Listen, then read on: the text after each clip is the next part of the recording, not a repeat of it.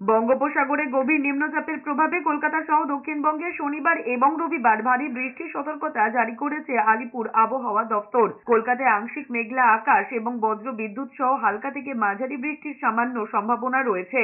শহরের সর্বনিম্ন তাপমাত্রা 27.1 ডিগ্রি সেলসিয়াস। হাওয়া অফিস সূত্রে খবর, বৃহস্পতিবার রাজ্যে বৃষ্টির সম্ভাবনা কম থাকবে। শুক্রবার থেকে নিম্নচাপ তৈরি হবে উত্তর পশ্চিম এবং পশ্চিম মধ্য বঙ্গোপসাগর এলাকায়। শনিবার থেকে ফের বৃষ্টির পরিমাণ বাড়বে সারা রাজ্যে। মূলত মেঘলা আকাশ এবং কয়েক পশলা বৃষ্টি বা দফায় দফায় বৃষ্টি হতে পারে বজ্র বিদ্যুৎ সহ। দক্ষিণ 24 পরগনা, পূর্ব ও পশ্চিম মেদিনীপুর, ঝাড়গ্রাম, পুরুলিয়া, বাঁকুড়া এবং পশ্চিম বর্ধমান জেলায় ভারী বৃষ্টিপাতের সতর্ক বার্তা রয়েছে। শুক্রবার বৃষ্টির সম্ভাবনা কম উত্তরবঙ্গে। বিক্ষিপ্তভাবে হালকা বৃষ্টি হবে এক এক জায়গায়। শনিবার ভারী বৃষ্টি হবে কালিম্পং এবং আলিপুরদুয়ার জেলাতে।